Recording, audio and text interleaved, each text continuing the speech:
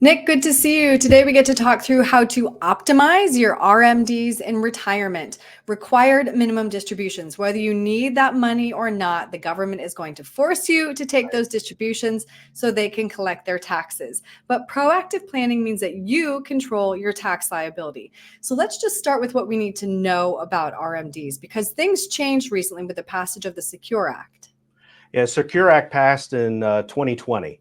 And so with that, minimum distribution ages that you have to take these required minimum distributions changed. So it used to be 70 and a half, then it went to 72. And now for most people retiring, it's 73. But if your birth date is 1960 or later, it's going to go to 75. And so just a side note, here in Central Florida, there's a few radio shows running around and they are still saying that your required minimum distribution age is 70 and a half. And it's still on the air like that is a rule. Be very, very careful of where you're getting your information from. Right. It's obviously not 70 and a half. It's 73 for people retiring now. And so that's the age that you take your IRAs, your 401ks, your 403bs, and you got to take a minimum withdrawal from it. The government tells you how much. And if you don't, they're going to penalize you for it. It's basically a forced required minimum distribution. It's a forced distribution. It's like mom going up to you and saying, hey, yeah, I know you got money in the bank. I want you to spend it today. Well, it's like, mom, I don't want to. I'm trying to save money up for this other stuff. Well, now you got to spend it. That's how that works. And give me a quarter. Exactly. And the worst thing is if you were to forget, let's say you missed it and you just said, I didn't take my minimum distribution, or I don't want to take it, or you just altogether don't know that you have to do it. The penalty is pretty steep. It's 25% of what you were supposed to take out. So if you were supposed to take out, say, $10,000 as a minimum distribution and you didn't do it, once the government catches up to you, it's a $2,500 penalty, 25% of what you were supposed to take.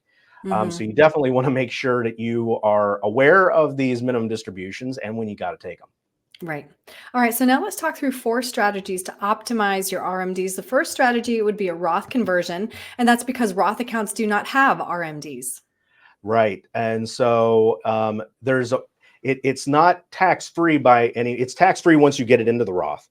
The problem is getting it into the Roth. So if you have an IRA, a 401k, or pre-tax account, you've got to pay the taxes on that money now and then make it a Roth. Once it converts into a Roth, it's completely tax-free. So like you said, Aaron, no required minimum distributions when you do this. It gives you the best control because you're not forced to take withdrawals. And when you take withdrawals, all those withdrawals are tax-free. So at least having a portion of your money in things that are Roth-based, tax-free based, is incredibly beneficial because you don't have the government screaming down your throat when you're 73 saying, you got to take money out. You can say, no, I don't have to, because that's Roth money. Right. All right. Second strategy would be to plan strategic withdrawals before reaching RMD age to manage your tax bracket and potentially reduce the size of future RMDs. I just met with a gentleman the other day. He is actually spending his Roth IRAs first, which is all tax-free. And he's like 65. He's spending all that money first and didn't know. He just thought, well, this is the first account that I get a statement for every month. So that's the account I'm going to take it from. And he's leaving his most tax deferred money, his IRA money. He's going to take that last. And I said, why do that? Because you're spending down all your tax efficient money. And then you're leaving all that money that when you pull a dollar out, it's all taxed 100%. You're leaving that to be taxed down the road. That was suicide, from a tax standpoint. So I almost look at taxes, they're going to be heading higher in the future. And what you do with that is incredibly important. I almost look at the taxes as poison. And I hate to say that, but it's really true, because a lot of your money can be invested in a way where it's actually poisoning your financial well. Do you remember that movie? And it was with Dolly Parton, 9 to 5. You remember that movie? I'm a huge Dolly fan, so yes, I do. Yeah, so 9 to 5, the 3 secretaries give the boss rat poison, I think it was. And that's what they're trying to do, is they're trying to get rid of the boss. So they end up kidnapping him, I think. But when it comes to your money, if you were poisoned, the very first thing you got to do is you got to get the poison out first. You got to get rid of the poison. And well, when it comes to financial planning, these pre-tax accounts, like I said, they're poisoning the well through higher taxes. So spend the IRAs and the 401ks, the pre-tax money down first, while tax rates are lower. Get all that poison, those tax inefficient investments out first, and leave the Roth money last. That way you can have a future of tax-free wealth, and that will help keep those RMDs low. Yeah. Let those Roths grow tax-free. Absolutely. Yes. All right. Third, you say delay taking Social Security, which can reduce your need for larger withdrawals from your retirement accounts in your later retirement years. So it can be a big deal.